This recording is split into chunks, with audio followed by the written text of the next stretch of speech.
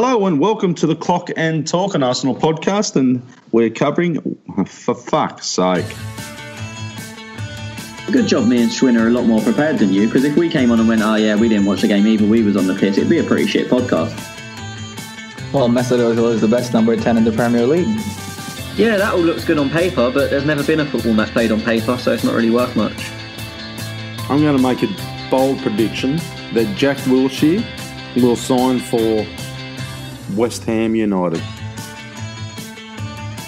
It's time to start watching football with your eyes. I think people listen to what the commentator's saying and have that as their own opinion, but if you watch what's going on, you'll see things a lot clearer. Schwinn, who do you think is going to win the Golden Boot? I think Alexis Sanchez might do a number on that this year. Yeah, okay. Tony talks about a clock being right twice a day. Tez is right every day. Try it from 5, lads. Fucking beauty. Hello and welcome to the Clock and Talk. Well, what is usually the Clock and Talk, but this week it's two blokes talking Arsenal, me and Tony. I am your host, Tez. You can follow us on Twitter, you can follow us on Facebook, and we are also on YouTube. Tony, our boy hasn't joined us again, mate. Yeah, it's pretty standard. I mean, it's got to the point where even Ozil's turning up and playing and Schwinn still doesn't, so it's got to be looked into here. I think what we should say it's a tactical decision that we've left him out today. Tactical, I like that. I like it. Okay, let's get into this Burnley game. We've got a lot of questions to get through, and we'll also touch on the Liverpool game because we'll be back after. Well, it's after Boxing Day for me. So yeah. Sorry. We've got Brighton before Liverpool. Oh, Brighton. Sorry, yeah, Brighton that's Boxing Day, isn't it? But anyway, so we'll get on to that. Burnley, mate, what were your thoughts line up when that came out? Yeah, I mean, I thought we would go back to a 4 because we don't really have any defenders, which is what he did. The only surprise for me, really, I wasn't surprised that he rested Torreira because I thought he has started to look more and more tired in games. I thought because it was Burnley, with the 3 in midfield, I thought Ramsey would be one of them and it'd give him that licence to get forward. So I thought I'd probably expecting a back 4 with Xhaka, Guendouzi and Ramsey rather than El Neni, with Ozil behind Lacazette and Aubameyang. As I said, I mean, Emery is very... I don't know if it's because our defence is so bad that he plays a lot of defensive-minded players. I don't know if that's to try and make up for the lack of quality. He tries to put more people in there.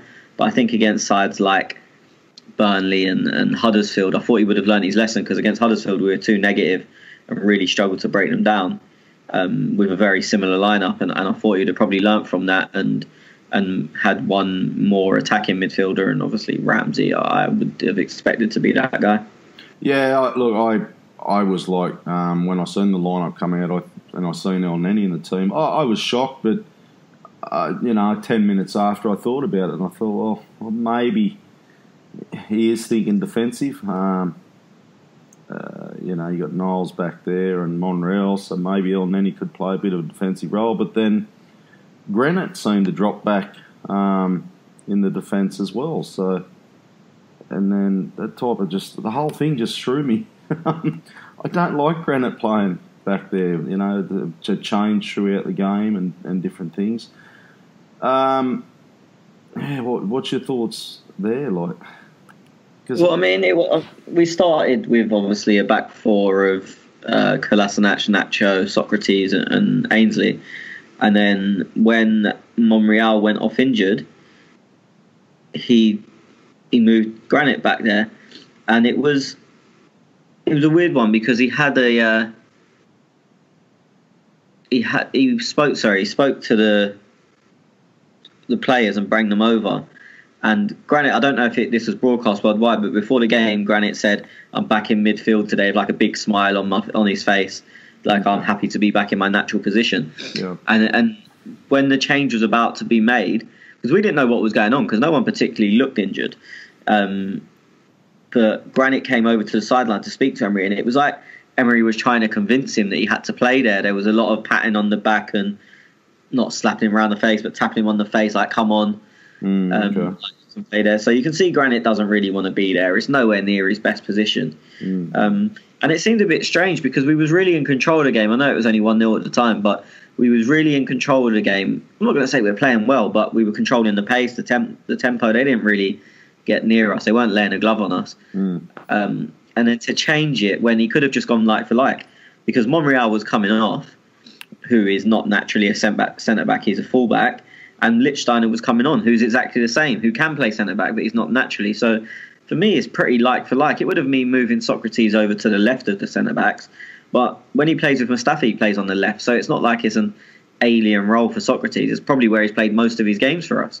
So I was really surprised that he decided to change the shape given the way the game was going.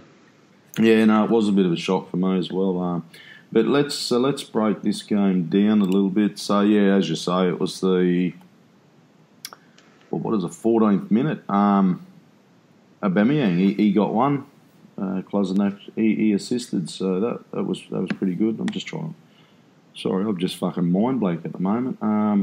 Ozil's pass. Oh, of course. Yeah, that's right. I was thinking, fuck, what goal was that? What a pass that was. It's crazy. Like, there's people can love or hate Mesut Ozil as they will and won't, and like I've seen a lot of tweets going around about him since yesterday's game, and I always say this: that you can call him lazy if you want, you can say this or that, but I've seen a lot of people that have decided he's shit recently. Like, I have no idea where that come from. I said I'm not making anyone like him. I understand people's opinions when they're not his biggest fan and they see problems in his game because they're clear. But I see people all the time, oh, he's fucking shit, I don't want him anywhere near the team. Like, what's wrong with you? Because that pass, there's probably about 5 players in world football that can see and then play that pass. But it's his consistency, isn't it? He doesn't play one. Oh, yeah, no, I get it. As I said, I get the criticisms, but when people say, oh, Ozil's shit, but no, he's not. No, he's not by shit. any stretch of the imagination. And look, I've said this, obviously we didn't record after the Tottenham game, so I was more on the Twitter replying to people in tweets rather than waiting for the podcast. I would rather an Ozil that's shit, if that's what you want to call him, lazy, if that's what you want to call him, doesn't fit into the system, tactically not good enough, whatever label you want to put on him, I would prefer that Ozil than a Mkhitaryan and an Iwobi that fit and run a lot or press or are tactically correct or whatever positives you want to lay on them. Give me an Ozil that is none of them every day of the week, because even with all them things, he still produces passes like he did yesterday. Oh, it's crazy. People go, oh, he only does it against the small teams, which one is bullshit, but 2, 15 of the Premier League teams are what is classed as small teams now. They go, oh, it's the big 6, which obviously we're included in, and then everyone else is seen as a small team or a pubs team or some farmers or some nonsense. So if he only performs against the small teams, that's fine. That's 30 games of the season. I'll take that. No problem. Oh, and I'll just continue down this path for a minute, because I put a tweet out a couple of days ago. I was talking to a rival fan, for those who aren't on Twitter, the other day about Ramsey and Ozil, how Ramsey doesn't fit into Emery's system, hence why they aren't re-signing him. He said he'd give Ramsey the checkbook and basically sign his own checkbook and sell Ozil. So I asked the question to our Twitter followers. 64% of people said they'd rather keep Ramsey than Ozil. I wonder, Tony, if I asked that same question today, would that poll be different?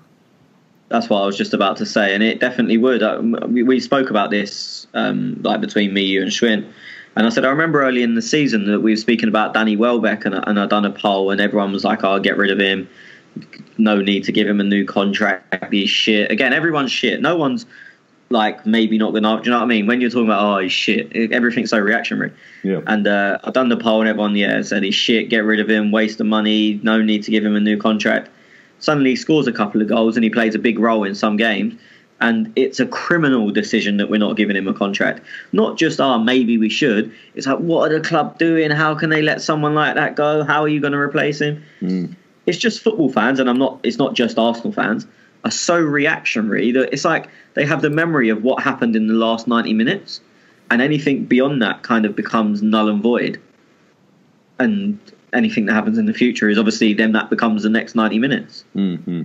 Look, there was, and we'll get to the other one later. He basically, for me, not scored them 2 goals, but he created them 2 goals that become the scoring opportunities. And I don't want to say, look, may have been, could have been, but if he wasn't on starting, it could have been a 1-1 draw. So just take, I mean, that. Yeah, you never know because could score in other ways. But yeah, that's right. That first goal doesn't happen with any other player. Like, absolutely not. Even just to execute, to see that pass is an absolute joke. But then it's also not easy to execute because you've got to factor in that Kolasinac is running from 20 yards away. You've got to get the ball through at exactly the right pace. So Kolasinac is going to get there on time. It doesn't go too far forward or too far behind him. But also so the defender doesn't get there before Kolasinac. It's not just great vision. It's an unbelievable weight of pass because there's no room for error. It's not like one of them passes where you can get it 10% wrong and the player's still going to be in. You might have to break his stride a little bit. That pass, if he's 10% wrong either way, it goes out for a goal kick or their defender cuts it out. Yeah, that's right. And look, I don't want to take anything away from Aubameyang here because I think it must have been you who tweeted it. Have a look at where he was and how he... Yeah, that is... it was me. That is unbelievable. And it's, I always say his movement, the way he finds space. When people say, he's a tap-in merchant, look, if it was that easy, everyone would be scoring tap-ins. The way he finds space is unbelievable. And that picture highlights it. And no one's really given him credit for that because of Ozil's ball so good. But as you just said, if you look at where he was when that pass was made and then suddenly he's unmarked to have another tap-in half a second later, it's like, okay, that doesn't happen by accident. No, and let's not take anything away from Kolasinac too, because for him to get there, obviously Ozil knew he was running, and I still, for this day, I never saw that pass coming. I was like, I could see Kolasinac running down there, and I thought, he's going to try and loop it over top to him or something, and then I was just, wow, how the fuck? And even for Kolasinac, I don't know if he meant to come back to Aubameyang or he probably just hoped that somebody was back there. No, but still, for him to have that wasn't not a vision. But no, you've got to be there. When I say I don't think he did, I'm not trying to discredit him. I'm saying I don't think he meant to give that ball back to Aubameyang. But you've got to be there. You've got to make that run. If no one makes that run, that pass becomes not available. So just a waste. Yeah. Yeah, so there's a lot of credit there that goes to Kolasinac, but we know he can do that going forward. You know, Kolasinac is always going to be very good going forward, and his delivery is usually on point. So it's kind of what you expect from him, really. Yeah. Now we're going into the Sheds at 1-1. I'm pretty sure it was 1-1. Now, no, it wasn't. No, it wasn't. 1-0. Sorry, there was 1-0. Now I just want to talk about. Who am I talking about? Barnes, Ashley Barnes. Your thoughts around what he did, the grubby, the shit, the fucking, all that for us. I don't know if... I think he may have got to us a little bit in a few sections of the game. Well, the him and Socrates rolling around on the floor, when I watched Match of the Day last night, they didn't show it, and it was right in front of me. And if anything, I'm too close to it because obviously on TV they can zoom in and they can show every little detail. Yep. For me, I've only seen it once, and they can kind of see him rolling around, and you don't know whose fault it is or who's put their elbow somewhere they shouldn't or who's put their knee somewhere they shouldn't. So I don't really have an opinion on it, just because I've only seen it once as it happened. And to be honest, all you can really see is two guys rolling around, and I don't know where the blame is going. I mean, Ashley Barnes should have been sent off. He should have got, not for that incident. There was a lot of incidents, and that's what I was probably aiming the question at is Ashley Barnes just got. I felt he just look okay. We won the game 3-1, but he was just a fly in the ointment all game. Like he was. Yeah, I mean, I don't think he got to us. I think the ref lost all control. I think Chris Wood should have been sent off as well. And the Barnes one, there was one on. It wasn't the stamp, but I think it was a foul on Guendouzi. It might have been someone else, the one on, but not the one where everyone's talking about the stamp. There was another one, and the ref, I saw it as clear as day. The ref blew up for the free kick to us, put his hand towards his pocket to get the yellow card out, looked and saw it was Ashley Barnes, and thought, I've got to send him off if I give this yellow card. And then he took his arm away and just spoke to him. It was a time when Ashley Barnes made the foul and both players went down injured and stayed down injured for about 30 seconds. As I said, I think it was Guendouzi. But Ashley, as I said, I think the ref just lost all control. Chris Wood obviously got booked for kicking Leno in the head. I don't think he actually made contact, but it's a booking every day of the week. And then there was another tackle that was much worse after, where he was just really late. It wasn't malicious, but when you're that late, it's always a booking. So I think he could have gone. I've seen a lot of people moaning about Ben Mee should have been sent off. I mean, obviously he got his booking. I can't remember anything else, but Barnes and Wood definitely should have gone. Westwood should have got booked a hell of a lot earlier than he did. I'm not sure if he even did in the end. Well, Wood did get a card in the 47th minute. Yeah, for kicking Leno. Yep. And then after, he made a tackle that's just a yellow card every day of the week. The referee just lost all control, and he just kept his focus on trying to keep it 11v11. But I know, look, we prefer to see football 11v11 because that's how the game's meant to be played. Yeah. But you can't have that at the cost of letting teams do whatever they want. And I'm not saying we was innocent, because we made some bad tackles as well, and little niggly, like, I think even for their goal, they played a long ball up to Barnes and Xhaka just ran straight through him. There was no intention of getting the ball. So I'm not saying it's a one-sided thing where the referee's just been on Burnley's side. He just focused on keeping 11 men on the pitch, but it was against all costs of, like, teams could do whatever they want. It kind of reminded me, in a sense, it wasn't as bad, but the year Chelsea drew 2-2 with Tottenham to win Leicester the league that night, Tottenham lost their heads, and anytime they went near anyone, they were just kicking them. And the referee come out after the game and said, I didn't want it to be my fault that Tottenham didn't win the league, so I kept it 11v11. But that's not the referee's job. The referee's job is to, if someone commits a yellow card offence, give them a yellow card. That's right, yeah. So, and I think yesterday the referee, as I said, not to the extent of that Tottenham-Chelsea game, but the referee was very similar to that yesterday, in that you could see his focus was just keeping it 11v11 at all costs. Well, it was Kevin Friend. He was the referee yesterday. Yeah. And I agree. I think he did lose control. Since we're talking about refereeing and fouls and whatnot, Sean Dyche, he come out and said in his press conference that he there was about 3 times that Arsenal players dived yesterday. Your thoughts there? Do you remember any at all? Well, they highlighted 2 on Match of the Day. One of them definitely wasn't, but it wasn't a foul. So the Xhaka one in our own area, Xhaka ran across someone, and I think Xhaka leant in to barge. I think it was Vidra. It was Vidra. Xhaka leant in to barge Vidra, but Vidra wasn't there. So he's put all his weight going one way and not made contact. It's like, imagine you're trying to lean against the wall and the wall's not there. You're going to fall over. Yep. That's essentially what happened to Xhaka. And he didn't even appeal for the free kick, to be honest. And the linesman gave it. It definitely wasn't a dive, but it wasn't a foul. And I think you've got to be careful when you're labelling accusations of diving. The Lichtsteiner one, they played a cross into Barnes and Lichtsteiner ended up on the floor. It's not dive. There's definitely contact there. I don't think it's a foul. I've not seen it the clearest, but it just looks like a tussle that you get. But I always say, and I mean, I've met a lot of refs before, and I speak to them quite a lot because I'm a loser. And they always said to me, but refs, any ref I know, and I know refs that have refed up to championship level, so obviously it goes Premier League then championship, so the second tier, and they always say to me that most refs will ref on the situation, not on what actually happens. So with that Barnes on Lichtsteiner yesterday, the ref doesn't know if Barnes has fouled him or not.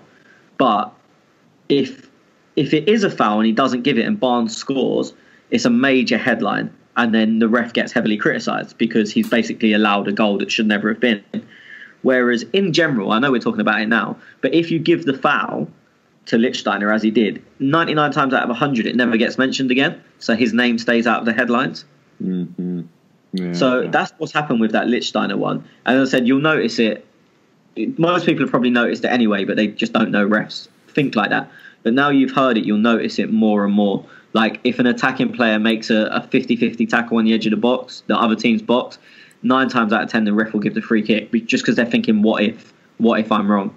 And it's not the way to go. It's not the way it should be refed, but it's always been like that. It's not a new thing. As I said, the refs just don't want to be wrong, and they don't want to be remembered. Well, so I just wanted to touch on them because that was a fair bit of the talking points out of it. Look, we can all say, and those who haven't seen the game and they listen to the podcast, I know there's a few of you out there, I would say it was a very scrappy match from probably both teams, but more so Ashley Barnes, Chris Wood. You say, yeah, well, he was another one. So to be fair, I don't think Wood's like Barnes is one of them players. He'll get his elbows in your face. He's a what they call a tough, physical, old school player. In all fairness to Wood, I don't think he's like that. I just think he made 2 yellow card tackles. He probably wasn't involved much else in anything else. But for me, if you make 2 yellow card tackles that are blatant yellow card tackles, then for me, 2 yellows equals a red. But yeah, I mean, Barnes is what Barnes does. There's loads of players like that about, and it is what it is. And if you allowed 5 yellow cards in a game, Ashley Barnes would have all 5. Yeah, and he has said if he would have been booked 3 or 4 times yesterday, you could have made a case for all of them. Yeah, no, definitely. But I mean, if I'm going to defend Burnley a little bit, for me, and everyone that sits around me said it at the time, and I've seen the replay, and it doesn't look as bad. For me, they should have had a penalty when Kolasinac pushed their centre back. And Daesh made a big deal with it in the press conference, and he went mad at the time. Again, I'm sitting next to the dugout, so I can kind of see them quite clearly. Kolasinac pushes long with 2 hands. The way he goes down is ridiculous. Oh, yep. But put 2 hands on someone in the area. Yeah, look, we were lucky. As I said, every single person around me, and obviously I'm in the Arsenal end, like we will go, it's all season ticket holders there, so we're all there every week, and we're all probably as biased as you're going to get. Every single one of us went penalty. Yeah. And it's hard to be, but like, we try not to be biased, but I agree. And look, it was probably one that we got away with. Definitely the one that got away. There was another one with Socrates as well, I thought. Just trying to think which it was, Socrates or Granite. There's a clear push in the back as well. Not sure. And so Kolasinac one they highlighted and then Daesh. Yeah, okay. And I thought, Jesus fucking hell, they didn't yellow card Granite. They said he got away with it. Sorry, wouldn't have been a penalty. It was just the outside the box. But yeah, he got away. He got off on a yellow on it. So. Look, we're going to half time. We're leading, obviously. We've got changes going on tactically. It is what it is. As we said at the start, Granite slips back in the back line there. And then 48th minute, Aubameyang scores another one with a Lacazette assist. Yeah, it's again, Kolasinac done really well. He showed a bit of, I don't know what the word is. He was sensible. He showed a bit of composure because he was one-on-one with a defender that he almost definitely had the legs on for pace. And a lot of players would have just gone down the outside and maybe ran down a blind alley. But he cut inside where we had 3-on-2. Wasn't the best ball into Lacazette, to be honest.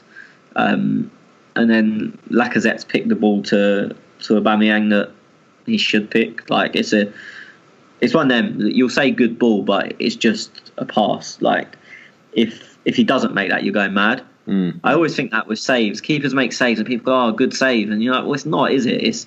It's a save you expect to be made," and that's kind of how I feel about that pass.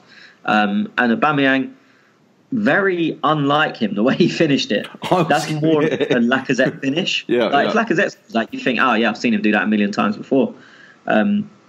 Gave Hart no chance, just smashed it in at pretty much the near post. But it's just, it's not what you expect to see from Aubameyang. I was like, fuck, did he just score? I was like, shit, I didn't expect that at all. That was a good goal, though. I'd say it's not one that Aubameyang would miss, but he has missed a few this season, so that was a really good one. Where does that put him in the goal scoring? Top now, does he? Yeah. I'm one ahead of Salah. Okay. Fucking Salah. Didn't he come from nowhere? The thing is that, we'll say we're nearly halfway through, but he got a hat-trick against Bournemouth, and that, mate, it just massively brings you up. Yeah. I think he was on 7, you get a hat-trick and you're on 10, and it's like, when the leader's only on 12, Salah's on 11, it's like he scored pretty much a third of his goals in that one game, and of course it's going to make a huge difference in the. Well, that's what Harry Kane often does. You don't see him before Christmas, and then all of a sudden, bang, bang, bang, he's coming up, and you think, fuck, there that up. Now, look, there's a couple of subs. Iwobi, Lacazette went off, and Lacazette, he wasn't happy. I don't know if you noticed it at the ground. Yeah. I still question if Lacazette's fit, because he pulled out of that France squad, and everyone thought, it's because he just thinks he's not going to play. There's nothing wrong with him, because he played normally for us up until that point. And he pulled out of the France squad. And since then, yesterday was the first time he's played more than... Well, again, apart from Carrier Bag, which was played at walking pace. Yeah. Yesterday was the first time he's played more than 45 minutes. So he came on at half-time against Tottenham. Against Huddersfield, he got subbed off at half-time. At United, he came on in about the 60th. Bournemouth, was he involved at all? I don't think he was involved at all. Who's the other away game? Southampton, he came on as a sub at half-time. And Tottenham as well, he came on. So I question if he's 100% fit. And I know he was pissed off to come off, because the game was stretching, because they were looking to get back in it. So there was going to be chances. But if he hasn't been 100% fit, then it's probably the right decision to take him off. Mm-hmm. Because you've got to... I know he wants a goal, and it's a good thing to see that a striker's unhappy that they've not scored and they're coming off. But you've got to save yourself for another day as well. There's no point in him playing there, and maybe he does score, but he runs himself into the ground, and then we've got 2 games in 3 days next week, and he's fucked because he wanted to play that extra 10 minutes. I've been critical of a lot of stuff Emery's done recently. As I was positive when he done stuff that I saw was correct, or for me was correct, and I've been very negative when I think he's done stuff wrong. I've just tried to be balanced. But for me, that yesterday was almost saving Lacazette from himself. He maybe has cost him a goal, but he's given him the chance to play probably 70 at Brighton and maybe another 70 at Liverpool. Whereas if he stayed on yesterday, there's the potential, I'm not saying it's definitely going to happen, but there's the potential for him to miss one of them games. I'm just going through, and as you were talking, then I'm just trying to look back at when the last time Lacazette actually played a full game. I'm now back against the Wolves game, and he hasn't played a full game. Yeah, but that's what I'm saying. That after that was the international break when he pulled out of the France squad. And I think so. That was that was his last full game against the Wolves. Yeah. So 12th of November. It's not even full game, as I said. Apart from yesterday, and then the Carrier Bag game, which really doesn't count. He's not played more than 45. No, he played 60 odd against Carrier, didn't he? Yeah, but I mean, I don't know. I know you sometimes struggle to get them games there because the TV broadcasts and stuff. All over the shop, was literally paid at a walking pace. Yeah, okay. There you go. Yeah, I don't think I watched that. So that's maybe you're right. You could be right, mate. Fitness thing. Yeah, I thought it for a while, just because, as I said, it's every time he's either not starting or he's coming on. Even when he's doing well, sometimes you play your way into the team, but he's still not. Like I thought against Tottenham, he come on at half-time and done very well. He obviously, I think the goal was a little bit lucky, but in terms of that all-round performance, I thought he done very well. But then he's still nowhere to be seen against Man United, and he still only got, I think, half an hour against Man United. Yeah, well, there was glimpses of some really good stuff by Lacazette yesterday, I thought. Do you know, I don't think anyone played well. Yeah, but there was... Look, he drops back deep, and then he doesn't create the chances, but he's quite happy to take on a few players, and I noticed him doing that lots. Yeah, there's no doubt he's a very good player. Like yesterday, he done what I would expect of him. Is probably the way to put it. It's very neat, very tidy in the build-up, but when someone does what you expect of them, in the same way I don't think Aubameyang played particularly well, but he scored goals, which again is what I expect of him. And when someone just does what you expect, I think it's very hard to rave about that. Outstanding, yeah. Yeah, I mean, the same as to be honest, and I know we're going to get onto this more later, I didn't think Ozil played well at all. But he's got obviously it's not an assist for the first goal, but it's a key pass, and then he's been given the assist for the second, even though it took the touch off the defender. But again, it's what you expect from him. That doesn't make me go, he was clearly man of the match, he was excellent, because I don't think he was. And I think probably the same of Lacazette. He played well, but he done what I expect of Lacazette. Okay. Before I skimmed over the Burnley goal, 63rd minute. Fucking how ironic, and I tweeted it. How fucking ironic. Ashley Barnes, he gets one in the back of the net. For the life of me, I've watched that back about 3 times because I know we often like to look at it and try and work out who's at fault and what's at fault. The ball's bobbling around the fucking joint. Like, at one stage, Granite had it, and then what conclusion did you come up with? Because I couldn't come up with any. Nah, it's just a mess. I think things like that. You can say a few of them should have cleared it, but it's not like they tried to fuck about and pass it under pressure, or they made stupid mistakes. It's just one of them things. On another day, that ricochets between whoever it was that blocked it legs and doesn't go anywhere near Barnes. It's just one of them things. What I will say is Torreira, who had the last clearance that ended up deflecting back to Barnes. I don't know what it is. I heard he was ill before the game, which is why he didn't start.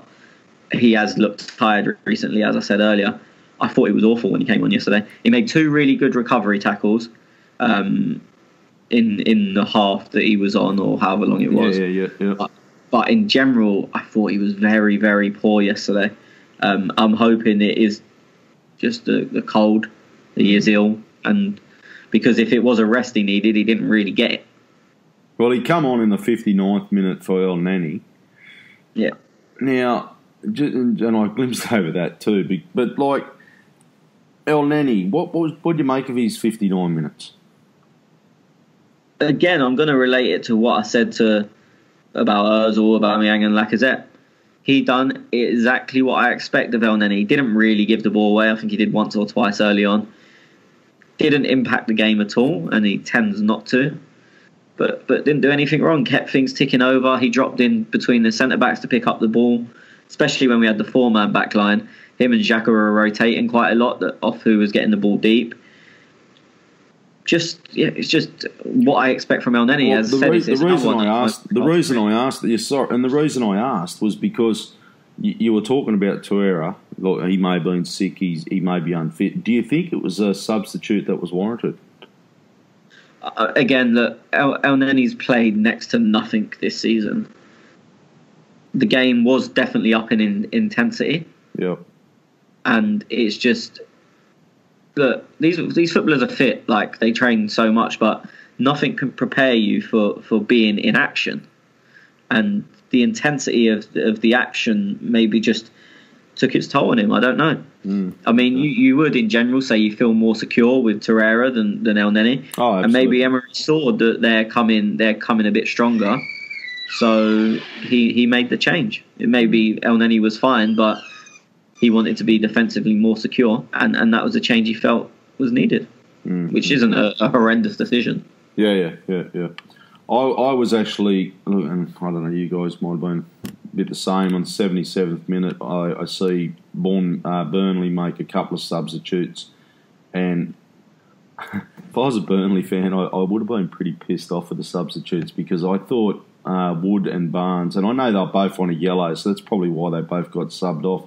But they were the 2 players that were really going to cause us problems. And at that stage, it was only 2-1. So I thought it was a bit weird for Burnley substitute there, because I probably would have risked it myself, but I was happy to see that, because for me, Barnes and Wood, they were the ones that seemed to be going to cause a bit of drama.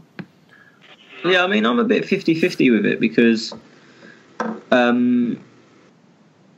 Barnes caused us trouble mainly aerially, and they bring on Sam Vokes, who's a lot better in the air but not as mobile. But then they bring on Vidra, who's very mobile. So they kind of went for a different tact, which I can understand. And look, I think both Barnes and Wood were red cards waiting to happen. I think they were both. They surely must have been one foul, even the tiniest foul, away from being sent off. And if you're going to go pumping it long, especially with Barnes, who likes to jump into people, which isn't the most horrendous of fouls, but they're still fouls. I don't think you want to risk trying to get back into the game, Hart smashing it long, Barnes jumping into someone and getting sent off for something so small. Especially when if you're going to go long, Vokes is a million times better at that. So I think they would just play into, we're going to go long now, and Vokes is our best person to go long too. It's like, Granite was out. Granite was out there on the left, flapping in the breeze at one stage. So I thought, fucking hell, a quick player coming in behind Granite, and you could see what was happening. And yeah, Vokes, I suppose you're right. Yeah, so it's like it's obviously not comparable, but it's like, say, last year, if there was at times that we needed to go long, you'd bring Giroud on and maybe take off Lacazette. Lacazette is a better goal scorer than Giroud. There's no way I'm trying to hide that. But if you need to go long with 10 minutes to go, I know what one I'd prefer to be going long to. Yeah. And that's essentially what's happened with Burnley. And as you said, you have to factor in the yellow cards as well. They are a factor. Oh well, that's what I was going to say. I wonder if the fourth official turned around and said, "Oh mate, you better fucking have a talk to your boys or get them off." Yeah, they wouldn't have. Well, they shouldn't do. Yeah, okay. Then we seal the game. Away gets a goal. Now, that I didn't realise until afterwards, watching it back, that did get a deflection reversal. But once again, just magic. And he was shaping up to pass it to Iwobi. Yeah, I think it's a pass. I've seen a lot of people saying they don't think it is, and this is where it comes down to opinions. But I think it was a reverse pass.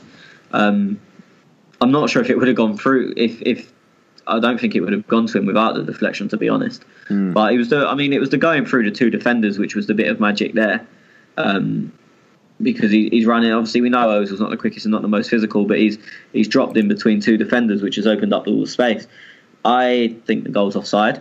I said it straight away, in the ground, where again my line's pretty decent. I'm probably 30 yards out from that end where we scored, so I can get quite a good view of whether something's offside or not at that end. At the other end, it's really hard to tell. And I said straight away offside, and the guy next to me was like, your vision's going in your old age. The guy's like 70. He's like, your vision's going in the old age. He was well onside. And then they showed replays of it in the ground. So I thought, maybe I am wrong, because usually when something's a bit contentious, even if it's a little bit close, they tend to not show it.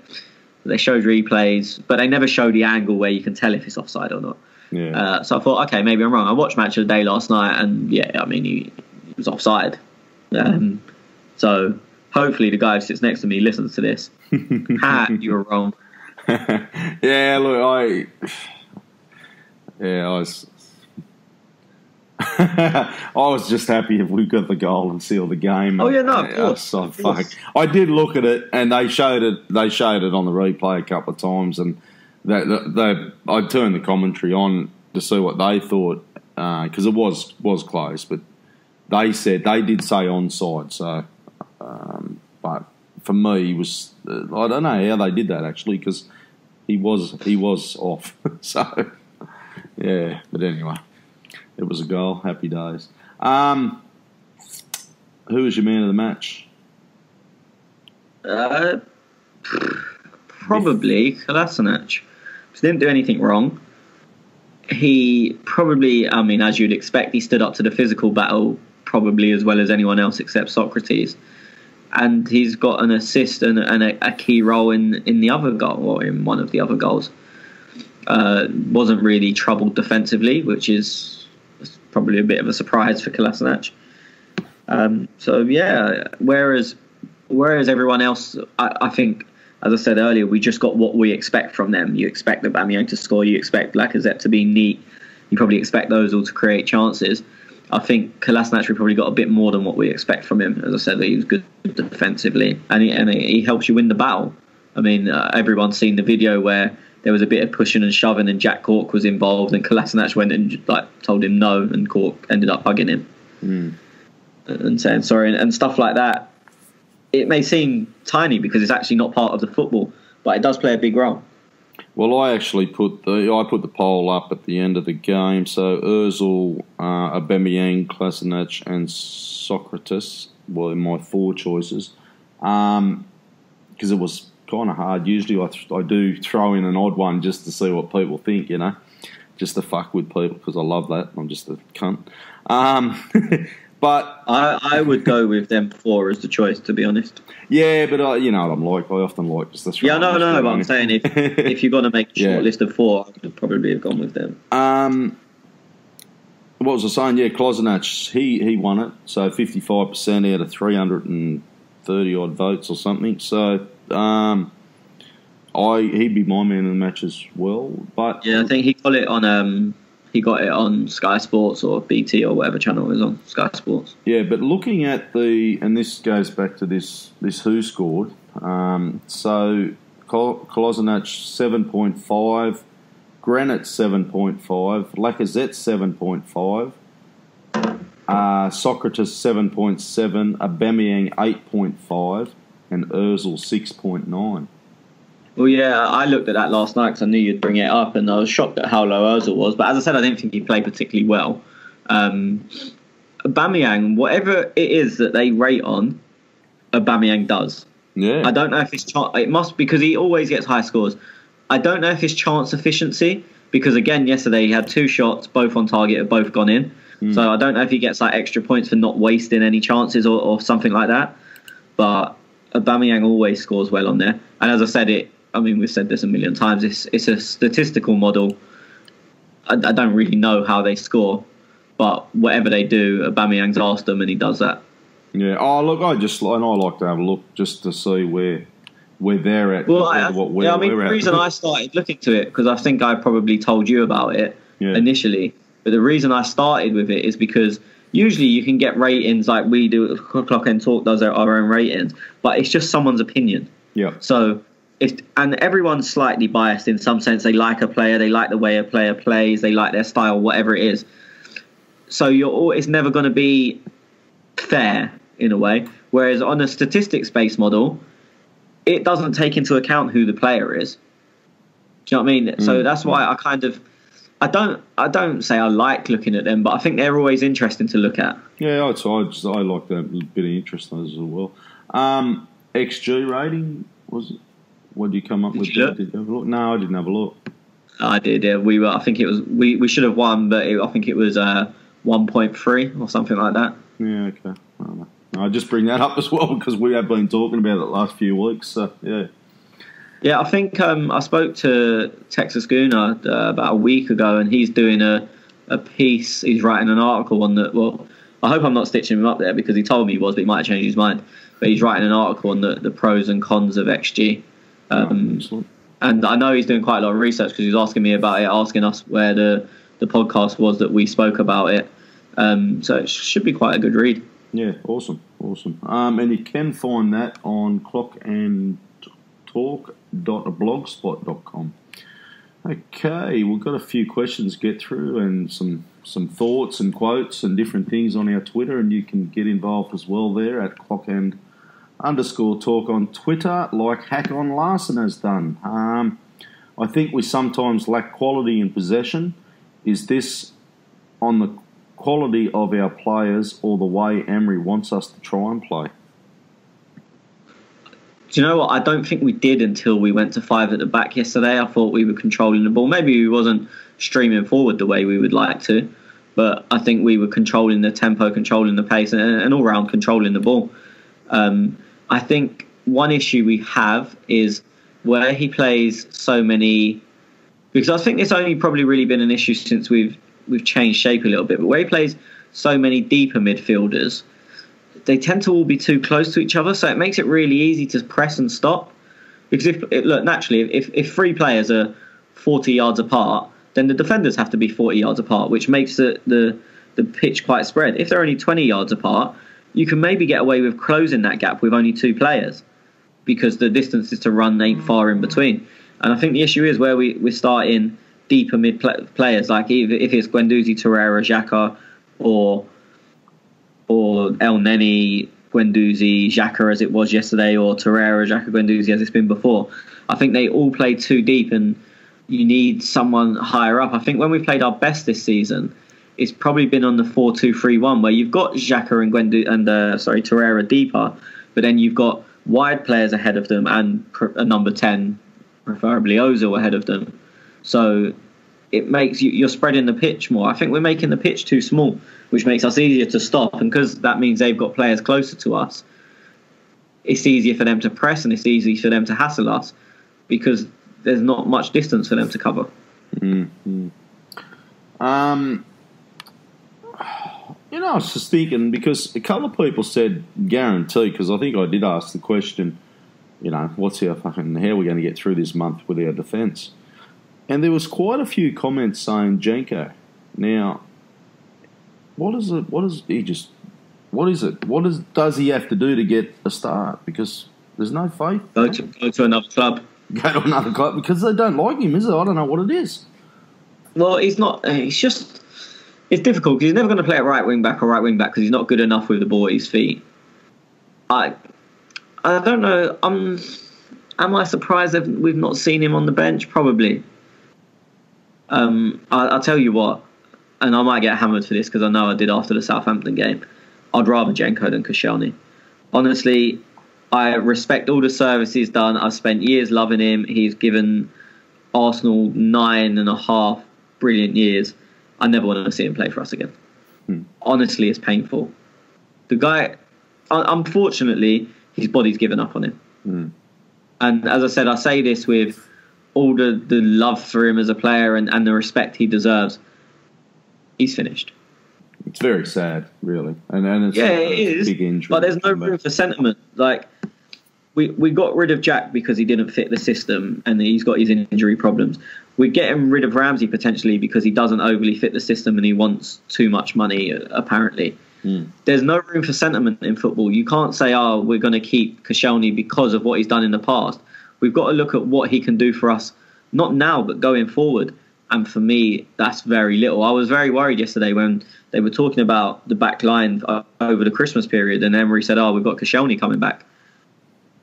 For me, he's just done. And as I said, it's sad to say, but for me, ideally, we give him a testimonial at the end of the season, and that's the only time he wears an Arsenal shirt again. There you go. What I think.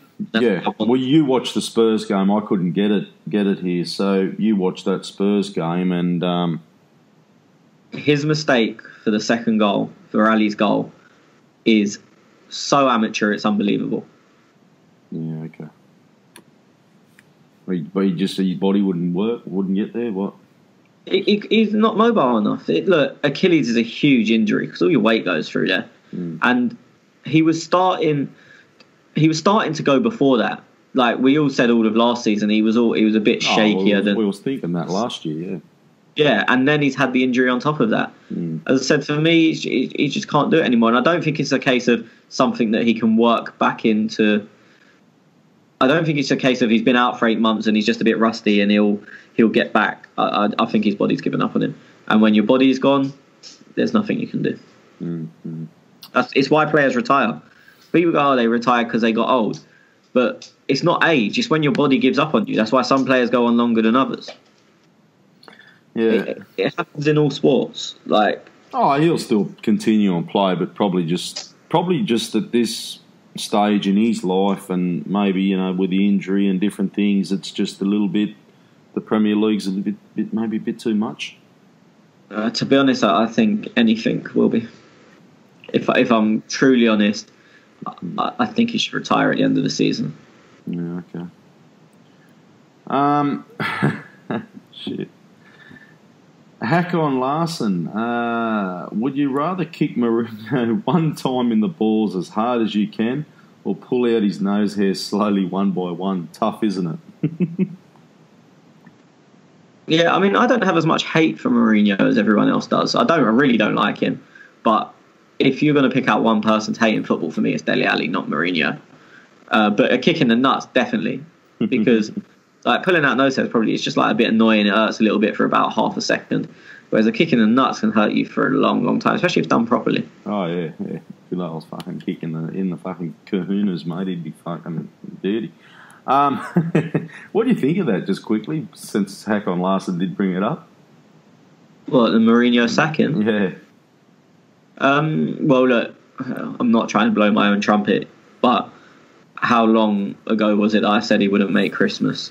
And the only thing that ever made me change my thoughts on that slightly was that I didn't think Man United would get a temporary manager in. It was never anything that I thought he'd improved or he was going to stay there long term. I think you could see it coming from an absolute mile off. Except, did Man United have the bottle to go with a part-time manager, so to speak? They've done that. It's interesting now, because do United back Solskjaer in January, or do they think you're probably not going to be here in the summer, so we're not going to let you bring your players in? Or do they do what we would do, which is the manager doesn't really make the transfer decisions anyway, so they bring in the players that they want and feel they need, even though Solskjaer may not particularly like them? I think that becomes very interesting now. But we'll see. As I said, I'm not at all surprised that Mourinho got sacked. It's been on the cards for probably a year, but I just didn't know if they would go with someone temporary, because they were never going to go sack Mourinho now and get a top class manager. It just doesn't happen in December. So they had to go the way they've gone, and I just didn't know if they would. And they probably surprised me quite a bit that they've done that, to be honest. Well, I'd be more concerned, not concerned, but more looking at who they're going to depart, because let's face it, Alexis Sanchez, he hasn't been the fucking greatest saviour they all thought, and yeah, sucks shit. But I mean, look, for me, Alexis is another one whose body's given up on him. Not to the extent of Koscielny, but his body isn't what it was 3 years ago or 2 years ago. But does someone, because it looks like Solskjaer's just going to come in and put his arm around everyone and tell them you are good players, go and express yourself, that's what it looks show us like, what you can do. Yeah. And that probably helps Sanchez a lot more than Mourinho being rigid. Look, I don't think Alexis is ever going to be the player he was at Arsenal, but I think he's still a hell of a lot better than what he showed so far for Man United. And I think Solskjaer will get more. I'm not going to say the best out of him, but he'll get a lot more out of him than Mourinho did. Mm-hmm. So you don't reckon they might? You don't think they'll let anybody go in January? Potentially. The thing is with Alexis, I'm just thinking who we could go for. Well, I found it very interesting. I said a few weeks ago, I think Eric Bailly is an attainable centre back. It wouldn't be the easiest deal to do, but I think he's one that we'd have half a chance of getting. I think he would come, and a lot of people, when I said that, I put it on Twitter a couple of weeks ago, their only real objection was Mourinho would never sell to us. Now Mourinho's gone, I was very interested to see that Bailly was fit, 100% fit yesterday, and didn't start. Right. So if that means he's not in Solskjaer's plans as well, hopefully there's half a chance there, because look, he's certainly not the complete article, but there is a lot of ability in Eric Bailly, and he has a lot of things we lack. Okay, interesting. Okay, heck on last, and we'll pump through these. I think we looked very tired in the game, and you can see it early. I thought that was probably our best start so far. Like the first 20 minutes, I thought we started pretty well. He says, I know our second halves has been good, but it's frustrating when our players don't hit the ball hard and passes the ball like it's a bomb. It's not going to be easy. The rhythm and tone is set for the first pass. I don't know. I mean, look, I tend to spot when we look tired. I didn't think we did yesterday, if I'm honest. I wasn't sitting there yesterday I didn't think we did. We're hanging on here, we look knackered. So, I mean, I just don't really agree with the question. I'm not saying we played amazing, but I don't think we were particularly off pace, which is what it kind of sounds like the question's trying to get at. But looking back at our games, and everybody started saying, oh, look, Arsenal, we come good in the second half when we're shit in the first half. You thought that first 20 minutes or whatever it was before Monreal went off, that was probably the best that we've started? Probably since I wouldn't say the best. Tottenham because game was good. I thought we started very well against Tottenham. I thought we started well against Liverpool. So I wouldn't say the best, but it was good. Especially, as I said, until we had the chance early on where Maitland-Niles drew a good save from Hart, and then Westwood had the chance straight off that, both within the first minute. And then from that, I felt they had absolutely no control because we were controlling the ball so well. Maybe we didn't create a vast amount, but creating's not been our problem. It's been games have been kind of like basketball games. You have a go, we have a go, like end to end. Whereas this one, I felt like we were in complete control until he changed it, which is why I was really surprised that he changed it, because we were in complete control. The only thing I think may have influenced that decision, and I'm not sure how much they'd have showed on it on TV, Charlie Taylor, their left back or left wing back, was cheating his defensive duties. So when a player basically doesn't go back, they stay high up, hoping that the other teams, their opposite number, won't go forward because they're worried about what they will do. It's just known as cheating their duties. And Charlie Taylor was so high up the pitch and free so often because he wasn't doing his defensive job. And I think the only reason I can see that we changed shape is so that Maitland-Niles could stop Taylor from cheating. Yeah.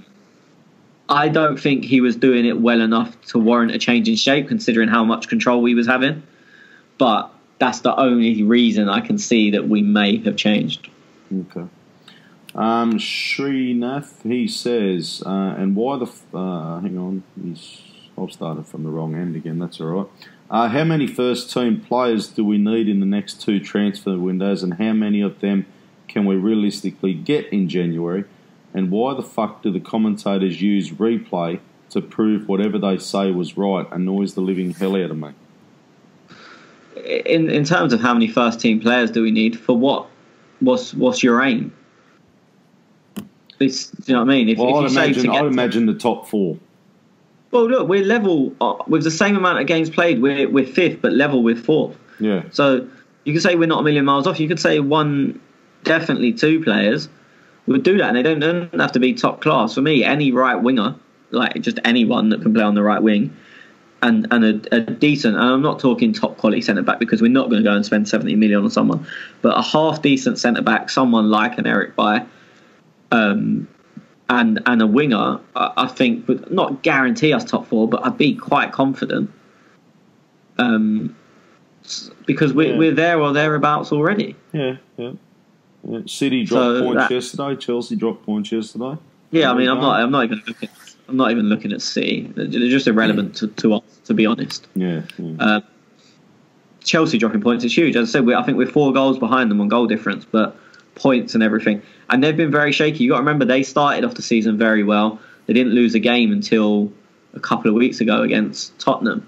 I think that was probably the last week in November. So we started off shaky, had a good run, and then we've had 1 loss now in the league. They started off really well, and then they've had 3 losses: Wolves, Tottenham, and Leicester, all in a very short period of time. So I'd say there's probably more pressure on them at the moment than there is on us. I see Hazard starting up top for Chelsea at the moment. Yeah, I know they brought Giroud on when they were 1-0 down. Yeah, okay.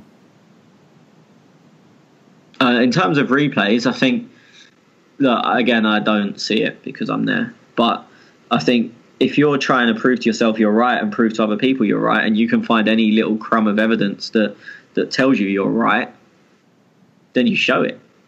Like, you know what I mean? It's confirmation bias, isn't it? You may be wrong, but if you can find a little bit of, like me, I said straight away I thought Iwobi was offside, and if I could find a tiny little, if I was trying to prove myself right, if I could find one tiny picture that shows Iwobi's big toe was offside, and I'm trying to confirm, look how right I was, then that's the picture I would show.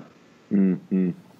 People, look, and I'm as guilty as everyone else, but people in general, the human race, really don't like admitting they're wrong. And we see it all the time with questions we get in here and with our answers. That how many times do we get questions where someone will question someone and it turns out they're wrong, and you'll never hear anyone go, actually, yeah, I'll hold my hands up, I was a bit annoyed, no one ever says they're wrong.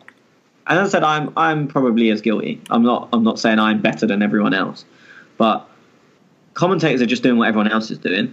The issue is they've got millions of people watching them, whereas when you do it on Twitter or in your everyday life, you're probably having a conversation with 1 or 2 other people. Just going on who's wrong and who's right. I'm never wrong, just for argument's sake. I mean, you're proving the point exactly there. I don't really care if I'm wrong, though. That's the point. No, but you know what I mean? I know what you're saying. Yeah, I know what you're saying. They don't hold their hands up. Yeah. Okay, Clay Co. Do you guys feel better about letting Aaron go with AMN, Maitland-Niles, on the squad? He was out of position today, but god damn, he looked like he'll be special. I am a huge Ainsley Maitland-Niles fan, but he was absolutely dog shit against Tottenham. It was painful. And I was with a couple of mates who are huge Ainsley fans as well. One of them is probably the most biased man on earth when it comes to Maitland-Niles. And even he come out and said Ainsley was the worst player on the pitch by a mile. And it's that just was something. the game last week in the what fucking game? Yeah, okay. Yeah, and then yesterday, I mean, he wasn't.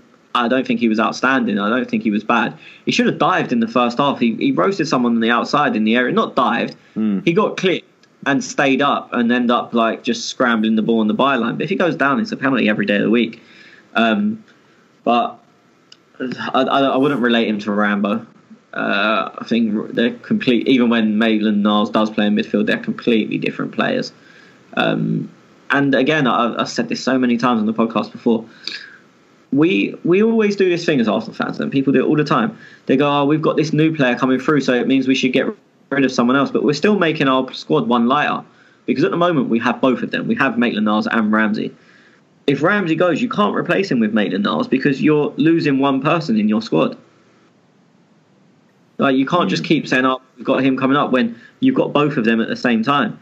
It's like, say, when we got Mkhitaryan, people go, "Oh, it wouldn't matter if Ozil goes now because that's important." Why? We've got both of them. We don't need just one of them. Like, it's not like that. And to be honest, if I was going to compare Ramsey to a youth player anyway, it'd be Emile Smith-Rowe, not Ainsley.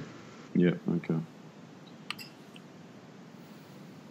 Yeah, just remember the question a couple of weeks ago where someone said I don't know, I'm just thinking it must have been on the back of a draw or something, or a loss, when someone said we should scrap the whole team and just send the fucking youth squad in because they're doing so well. You remember that?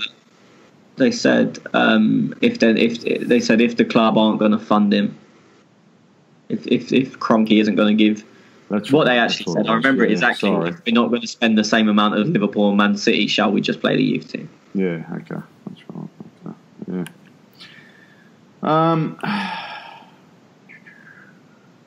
You guys, so I'm just going through, sorry. Schwinn's got a little fanboy here, Island Boy Gooner.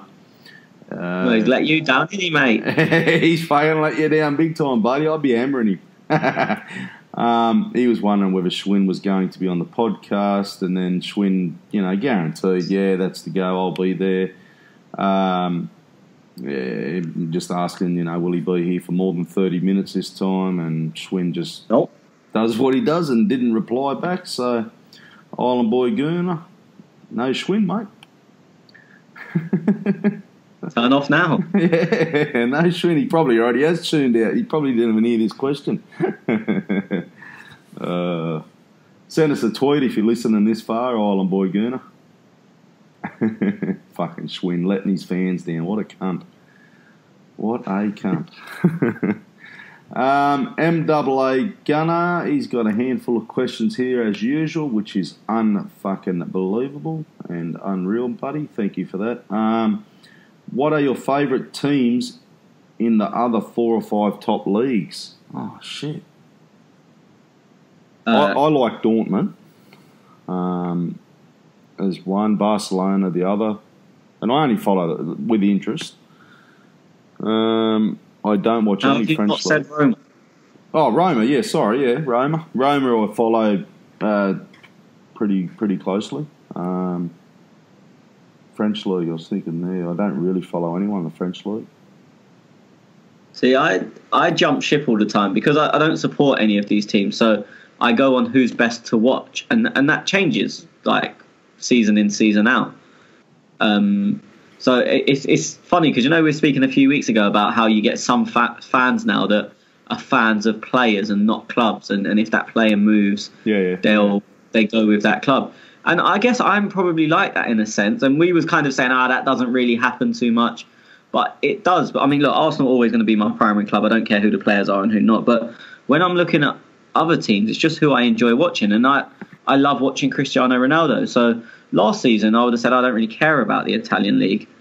But now they've got Ronaldo. So I'm not saying I'm a Juventus fan. Yeah. Like, I don't follow Juventus the way you follow Roma. But if I'm going to watch an Italian team, it will be them. Dortmund, I like watching at the moment because they got loads of young players. I love Marco Russo, I love Jadon Sancho. They play on the break. It's exciting to watch. It's good to watch, isn't it? Yeah, but last year I wouldn't have said that. Nah. Or 2 years ago. And so for me, Sancho kid, fuck. Yeah, he looks unreal. And like, I mean, my family are from Valencia, so as a kid I used to follow Valencia a lot. Used to watch as many games I could as possible. But again, I'm never going to be a fan, so I just go with what I enjoy watching, and that changes from year to year between Barca and Real Madrid. I don't really care who wins the league out of them two, because I don't support them. I just enjoy watching them. Yeah. No, I totally get that. Well, Arsenal's their mum, obviously. Well, I got tattoos of Arsenal, so I've got no tattoos of any other team. So, but Sydney FC is probably another team that I follow here. And look, if the A League was in fucking Russia, I wouldn't be watching it. It's just because it's in Australia. That's the only reason I follow it and watch it. So. Yeah, it's just interesting. As I said, we had this debate a couple of weeks ago, and we were saying, people don't really follow players. Do you know what I mean? We're saying, because Wenger said it initially, didn't he? He said, fans now follow more players than they do clubs. And we was like, it kind of happens, but only with the superstars like Ronaldo and Messi. But I think it probably happens more than that. Like, I think it does in other sports, like motorsports is one, for example. I know you, but I think it happens in football, but probably not with your primary team. As I said, for me, Arsenal are always going to be Arsenal. But say, I don't know, Eden Hazard. Yep. You wouldn't say he's a Messi or Ronaldo, but if he went to Real Madrid now, I'd probably watch more Real Madrid games. Yeah, okay. And it's because he's a player I like watching. So if he's playing for a team, I'll watch them. I mean, I watch every Premier League game I can anyway because there's one. Charlie Austin, when he went down in the you probably watched the fucking championships anyway a lot. Watching the championship now. Yeah, but you probably would have tuned into a few because you like him as a player as well, don't you? Yeah, well, even if I'm not watching, I'll keep an eye out. But that's another perfect example because he's a smaller player, not a Messi or a Neymar or a Ronaldo. That I'm keeping an eye out for, and if he went I think he was at QPR when they went down. I used to watch a little bit of him. I couldn't care less about QPR. Yeah.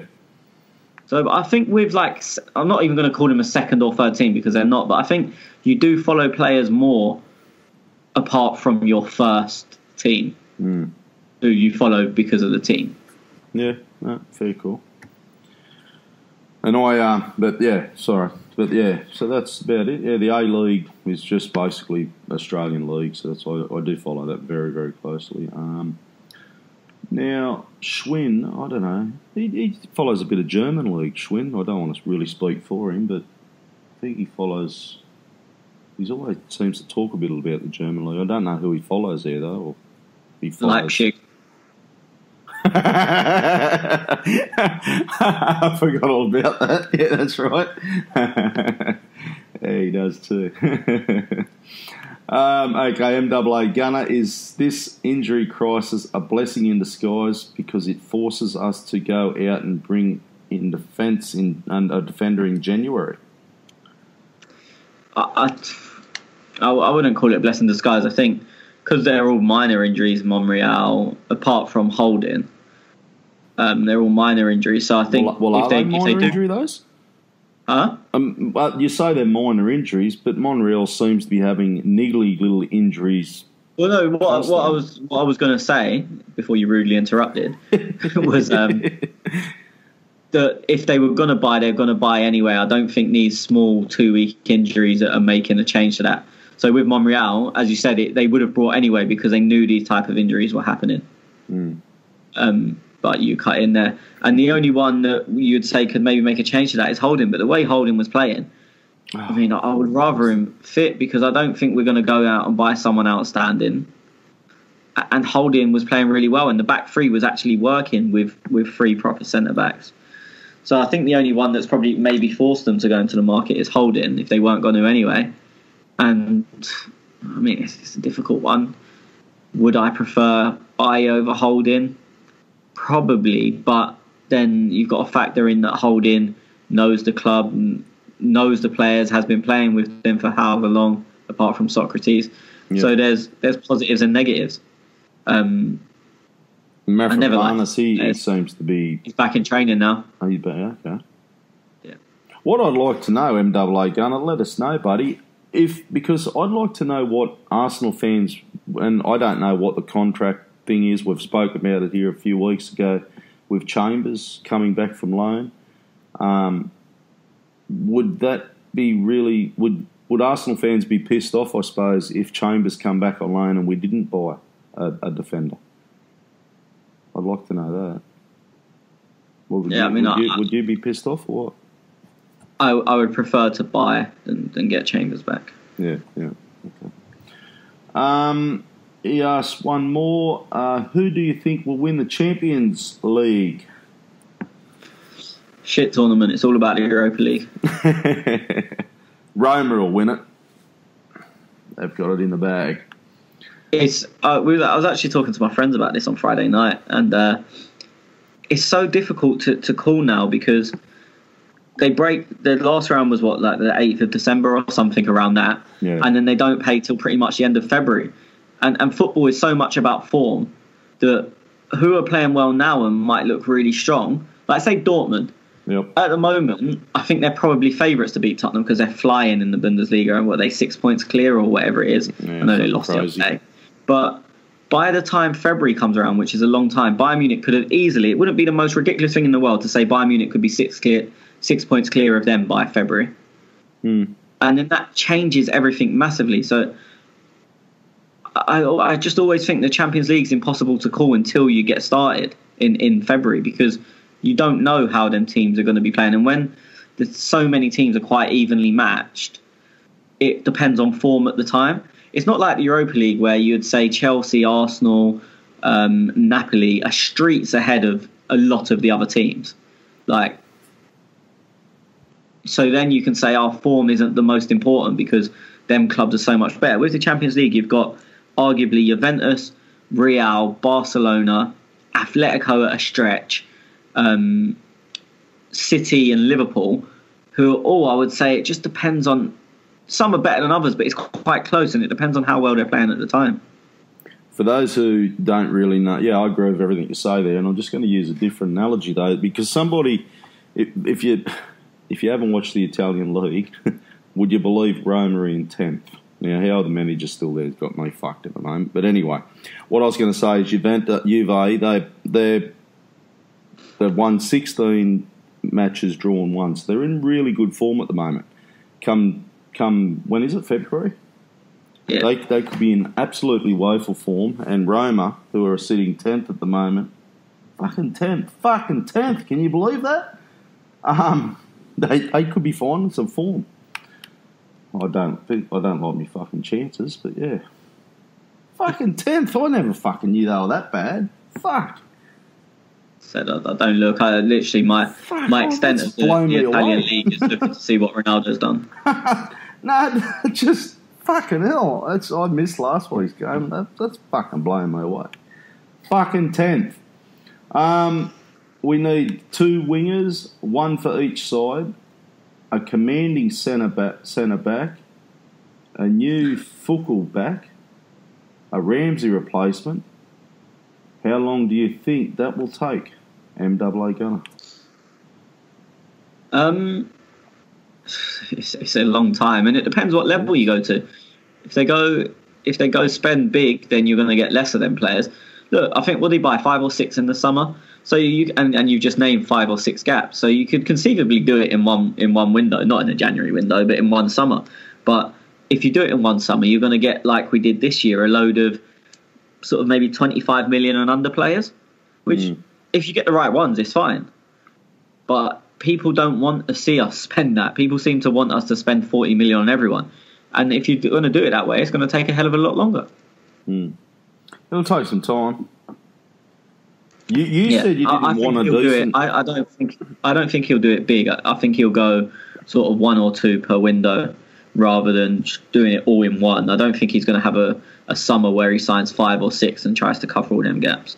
I think he'll do it sort of organically. He'll bring one. I think he'll bring 1 or 2 of them problems in January, and maybe 2 or 3 in the summer, along with some youth prospects. And with a bit of luck, them youth prospects take over some of them roles, so you don't need to buy in that area anymore. So I think that's probably the way he'll do it, or they'll, the club. Well, I'm just going to I don't think you're going to look when you say a Ramsey replacement. I don't think you're going to be looking for a Ramsey replacement, so I'd be scrapping that out. But you're saying 2 wingers there. Now, we all know we need a right winger. We all know we need a centre back. So they're probably, obviously, the 2 main positions we're going to look at. For me, I want a decent right winger. You're saying you want anyone. I don't want anyone, but no, I'm not saying anyone. Of course, I want a decent right winger, but at the moment we have none, as I've been saying all season. Yeah. So I would rather. What I was trying to get at is I'd rather a 15 million right winger than no one. Yeah. Of course, I would rather a top draw winger, but if the option is someone who's a little bit good, can play there, not exceptional, I would rather that than no one. Yeah, okay. Okay. I wouldn't mind, just the average centre-back, like you say, 15, 20 million, and then $50, $60 million on a right winger. People say about this Ramsey replacement, I don't really know what they mean, though, because are they trying to replace Ramsey like for like, or are they just saying we need depth in the squad? Well, yeah, if I said Ramsey replacement, I would mean another body in the squad. Yeah, okay. Yeah, so that's probably what he's because, to be honest, if you're trying to replace Ramsey with like for like, we have the best in the world. Yeah. Maybe Vidal, Arturo Vidal. Yeah. But on that, no one else does what Ramsey does. And I'm not saying he's world class or an amazing player, but at what he does, there's not many people that do it. So you're naturally in a pool of only 4 or 5 players that do his job. And for me, he's probably the best at it. What you've got to rank is, do you need that job in your team? Yeah. Okay, Hakon Larsson, fuck Burnley. Cosman Buddha, fuck Burnley. I fucking lost a bit of respect for that fucking Sean Doush cunt yesterday, actually, after listening to his conference thing. I thought, fuck you old cunt. Cosman Buddha, do we lately play like a small team would play against us normally? We don't focus as much on possession, more direct, good counters. If I'm not mistaken, this is helping us get points versus teams that sit deep at the cost of looking like we're not in control. Could be a game plan. I think stylistically we're a bit all over the place. Against Huddersfield, we controlled the ball and done nothing with it. Yesterday, as I said, I think when we had the 4 at the back, we controlled the ball and we were leading, and it looked pretty comfortable. Then we went to the back 5 and we were a bit all over the place, and we did invite them on and hit them on the break. I don't know. Like when he says, "Do you think this is what we're doing?" I don't know, because it changes every week. We don't know. No. I'll say this though. I think Emery's done a really good job, and but I think remember Pep's first season, and then he waited to get his players that he wanted to come in to, obviously look at City now last 2 seasons. I'm wondering whether Emery's waiting for that plan. I mean, a lot of people think that, and it's not a ridiculous idea. The only thing that bothers me slightly about that is Guardiola, you could clearly see what he was trying to do, but the players couldn't do it. With Emery, I'm not... Like, if you say, how does Emery play? I don't think there's an answer. Do you know what I mean? With Guardiola, you could easily say, that he plays like this, but this player isn't good enough, the fullbacks aren't good enough, the centre midfielder gives the ball away too much, or whatever. Yeah. Whereas this, what is he trying to do? And look, it's not a criticism, because you don't have to have an exact style, But it just makes me think that he's not doing it in the same way as Guardiola was, because if he was doing that, I don't understand what mould he's trying to get into. Maybe he's just trying to get the games, get the points, keep us competitive on the board, which we but if that's the case, then he's not trying to do what Guardiola done. No. Because Guardiola basically went, I don't care where we come, this is my style, get used to it, and if you're not good enough, bye. Yeah. No, it is. Emery changes a lot. Again, it's not I'm not criticising him, that's not a negative. No. But it's just I don't agree, and as I said, a lot of people have said what you said about the same as Guardiola, but I don't see that, because, as I said, Guardiola implemented one style and was and basically said, like it or fuck off. Yeah. He's still learning his way though in the Premier League, Emery. He's playing teams that he hasn't come across. He's at, like you said last week, there's places that he hasn't been to. Southampton, first time. What's the fans like? What's this like? Imagine if he fucking rolled up at Stoke. Look, I think Burnley away is last game of the season, but so it will probably be an unimportant game. But that's another one that will be a culture shock to him. And there's loads of them. So again, it's not a criticism. It does take some getting used to, and he's doing above expectations. Said when I've criticised him and taken some abuse for it, I've not once said he's shit. Yeah. As I said, fans are so reactionary that they can't take any criticism as, oh, you're shit. He's been here 10 minutes. He's only been here 10 minutes. He's lost one game, and you're turning on him. I've never turned on him. I just highlighted where I thought he made mistakes. Yeah, absolutely. I wasn't laughing at you. I was just laughing at Hackon Larson's comment. How can you look like a hard-ass biker and moan like a bitch? You know who he's talking about. Nice. Yeah. Hashtag nice. Burnley, do you know, it's an often occurrence when you have these big physical teams, and which there's nothing wrong with being a big and physical team, but they don't like it when other teams stand up to them. It happens so often. It's like if someone outplays us, as in they're better at pass and move in general, probably not this year because we're not really been a pass and move team, but if someone outplays us, a small team, you're kind of like, what the fuck are they doing? Yeah. Because you expect, and so when someone stood up to Burnley, they're not crumbled. I don't mean it'd be unfair to say they've crumbled, but they don't expect it and they don't like it. Someone like Socrates is like a nightmare for them. Just because he loves that battle. And to be fair, he said in the interview after the game yesterday on Sky Sports or on Match of the Day, whatever it was on, he said it went too far yesterday. Oh, did he? Well, yeah. There you go. Fucking Burnley, they're in 18th. Fuck me, they haven't. Jeez, they dropped down. They were horrendous at the start of the season, and probably the last few weeks they've started playing a bit better. But I think they maybe not in a row, but I think 3 of their last 4 games have been Liverpool at home, Tottenham away, and us away, and they played quite well in all 3 of them. But they've got nothing. But didn't they had start of the year they had lack of squad depth for that bloody, weren't they Europa League or something? Europa League, yeah. I mean, as I said, they started off horribly, and they're just kind of getting into. It looks like, I said, they've definitely played better in the last few weeks, but it's been Liverpool, Tottenham, and Arsenal, and they probably don't expect anything from that. But they lost to a last-minute winner at Wembley to Tottenham. Liverpool, I can't remember the score, but I know it was tight. And then us, they've. I mean, it was 3-1, but it wasn't an easy game. No, definitely wasn't. Look, yeah, the score definitely probably, I don't know, probably wasn't a true reflection of the game.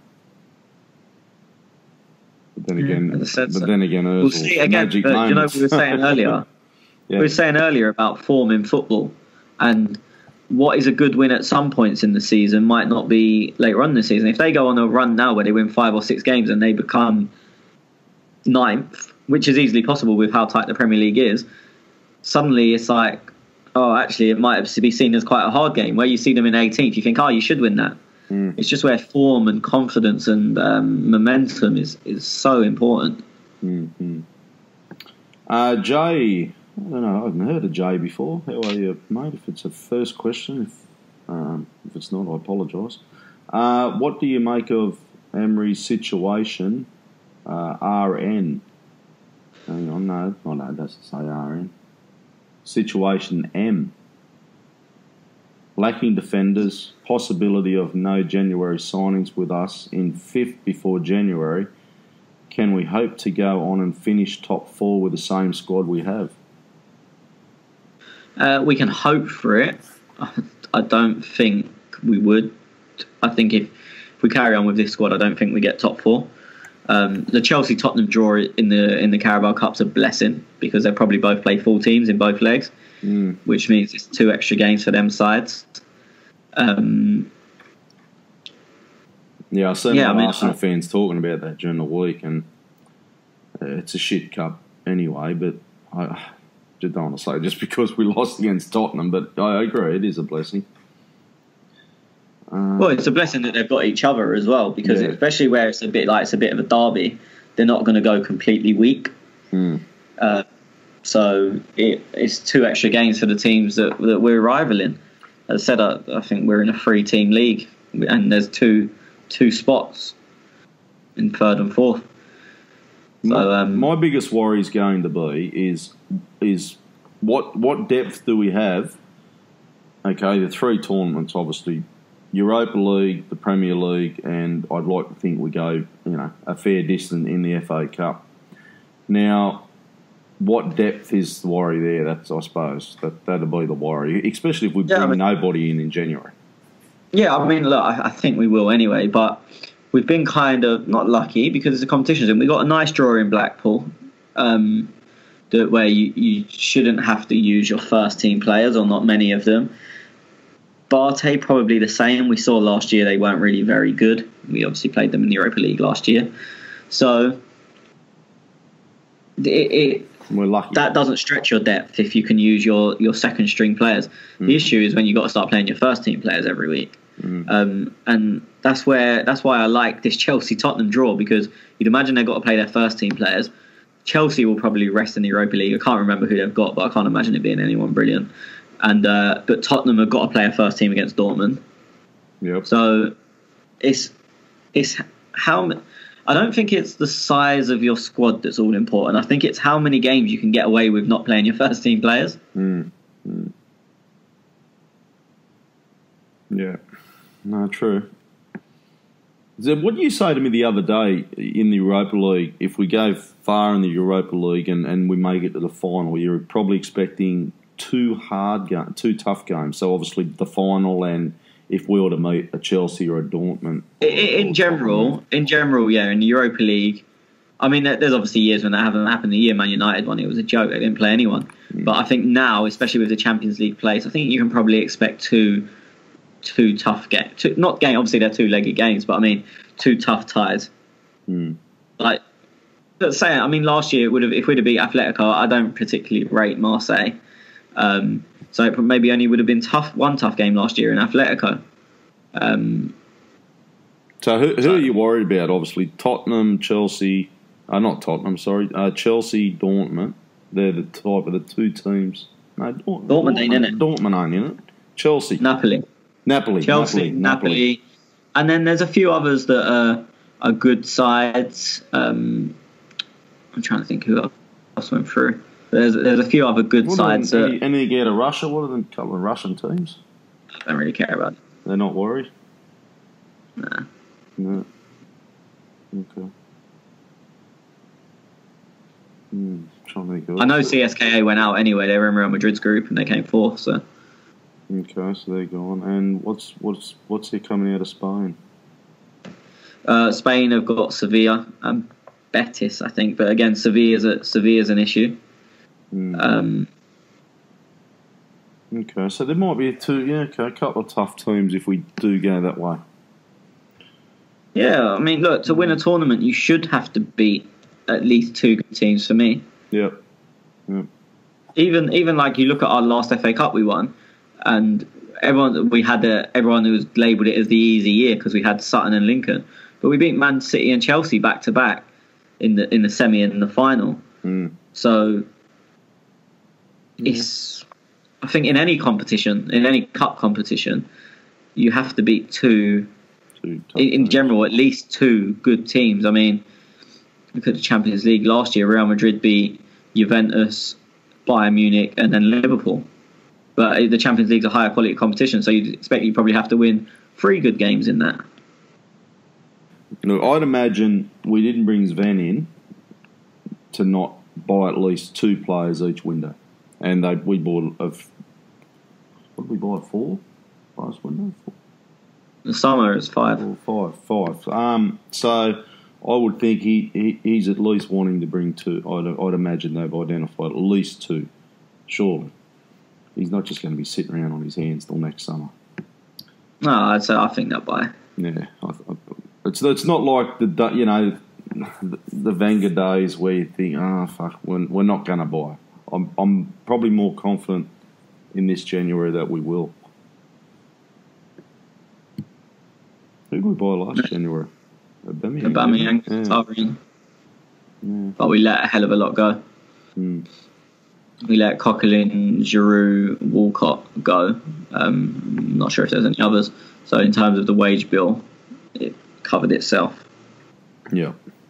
Okay, Raf says, we all want to get back into the Champions League, absolutely, but there's a fine line in prioritising results to determine of developing a playing style and laying a foundation for the future. Example, Mourinho.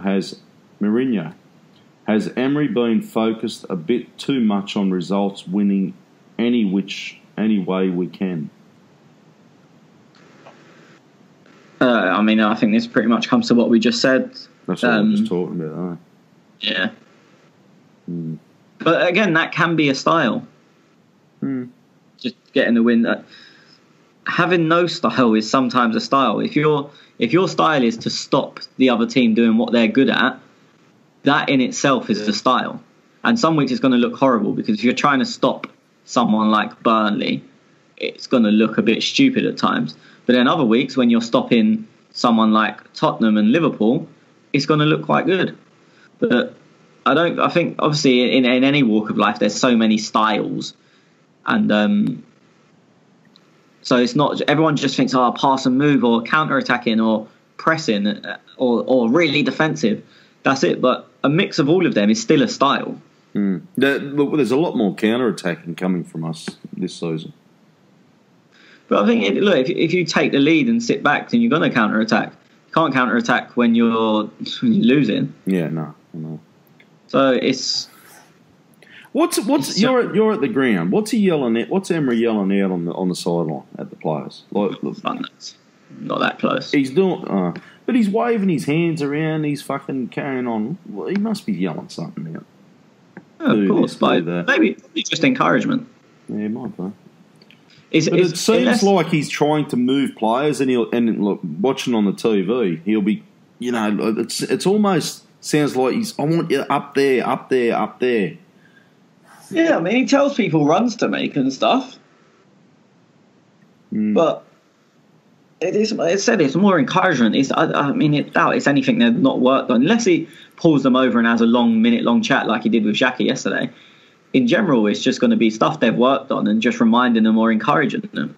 Yeah, okay. Lewitt King Lee. Where do you guys think Ainsley Maitland-Niles should play? What is his best position? Difficult one because he's always brought up as a centre midfielder. We've seen him have very good games in centre midfield for us, and we've seen him have not so good ones. He's had very good games at left back and had very good games at right back, and also again had not so good games. I would like to say his future is in midfield, but I know he's young. The issue he's got is so Guendouzi and Torreira. And I think Granit, that he's not going anyway. No, but I mean, as I said, even age-wise, I think Ainsley's older than Guendouzi and probably similar age to Torreira. I think at most other Premier League sides, he'd probably be a regular player by now. Outside of the top 6, I think he'd be centre midfield majority of games. Yeah. The issue is if he never gets that chance at Arsenal to play there in a long run, what happens? Does he ask to move on? Yeah, or does he settle for playing? He could be one of them players that plays 25 games a season, which is not a bad return, but plays them all in different positions. Some players are fine with that. Other players are not. Mm. And that just depends on him. Yeah. Well, look at Zaha. He wanted to, everybody wanted him piece of him, but he said, no, I'm going to stay. Yeah, I mean, Zaha's a bit different because he's a big fish in a small pond. Yeah, but he wasn't before, though, was he? Like, he's always been their biggest fish. Yeah. And you got to remember, he went to Man United and tried to be a smaller fish, and it just didn't work for whatever reason. Yeah. I'm not gonna guess why it didn't work, but it didn't work. Mm-hmm. Okay, Perry, Emric Aubameyang Golden Boot. Question: we're deluding ourselves if we think Aubameyang isn't better than Kane, right? Again, I'm a huge Aubameyang fan. Everyone knows that, but I think Aubameyang is a better goal scorer, and Kane's very good at that. I think Kane's probably a better all-round player. I love Aubameyang, so my next shirt's going to be Aubameyang. I don't know. Well, put it this way: I've never heard anyone say Lacazette is better than Harry Kane. No, that's right. Absolutely. Yeah. Yep. But with Aubameyang, we hear it every week. Yep. So he's on par. He's there. Absolutely. Yeah. Look, I mean, look. There's nothing between them, and it's probably on what you like. I think in a season, in general, or if they both had exactly the same opportunities, I would expect Aubameyang to score more, but Harry Kane to probably contribute more to the team. I like how Kane takes his penalties. You're pretty safe when he takes a penalty with Kane. But then again, I haven't seen Aubameyang miss ever so. They missed one last season. They're both top players. There's no. Again, it's on what you like, and I just think Kane is a better all-round footballer, but still gets a hell of a lot of goals. Like, I mean, if Lacazette got the amount of goals that Kane had, everyone would think that Lacazette is better than Aubameyang, because they think it anyway without the goals. Yeah. And I'm not saying Kane does as much as Lacazette in the build-up, but he does a hell of a lot. He does. Fucking yeah. What's that fucking FIFA game that... Don't they have fucking ratings or some shit on that? Who's better rating on that shit? Fucking where's Schwinn when you need that useless cunt? I'd be interested to see what the numbers are on that. Yeah, I think they changed it. Don't they change like week by week though? No, depending on form. Oh, do they? Okay, there you go. Fuck, you know more than me. I don't play it, so I've got no idea. They never used to, but then they invented the thing called the internet. I'm not sure if you have it in Australia yet. I forgot the fucking so they can update these things quite often. I've just never thought to look at it, cunt. They walk around with a bit of cardboard. That's right, when they get an update. The player does some shit. I think if you get like Player of the Month, you get. Fuck, we're good at this, aren't we? Well, no, I mean when I say I mean I know. If you get like in the Team of the Week or Player of the Month or whatever, you get a bit of an upgrade and a special coloured card. Okay. It's like, and I think with the Premier League Player of the Month now, EA users who obviously make FIFA, they get a portion of the vote. So maybe I think like 20% of the vote comes from them. Okay. Because it's going to impact their game. So and I think they do the ratings. It's the EA Player of the Month. Oh, okay. There you go.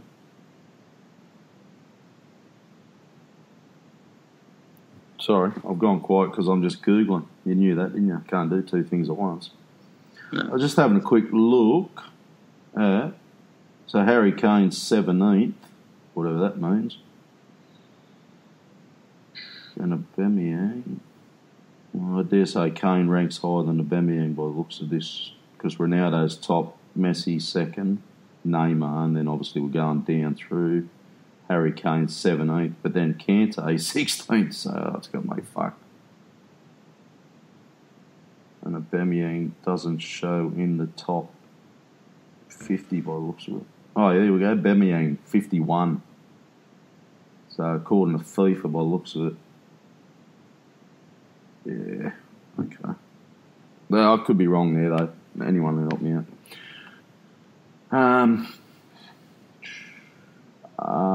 What's he say? Shit defending can they will cost us top 4. We had no need to concede their goal. It's one of them things. We need to defend better. I'm not trying to defend in that, but goals do go in sometimes. It was unorganised. It was definitely unorganised. Yeah. They hit us on the counter then, didn't they? No, it was a build-up, was it? They had a free kick that they floated in and recycled. That's right, yeah, and it just fucking bobbed around the place, yeah. RP. Welcome, RP. I haven't seen a question from you either, mate. We talked earlier this week. Oh, okay. Tony was talking. Okay. But I think we got more of a clear view on the Ozil situation. He went the full 90, was captain, and had some great passes.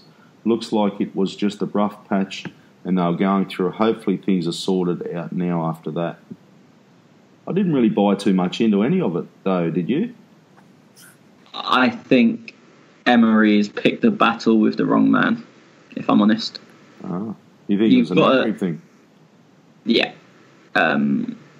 Ozil is not blameless. I know I'm an Ozil fan, but I'm not trying to say it's completely everyone else's fault, as I've seen some people act like that.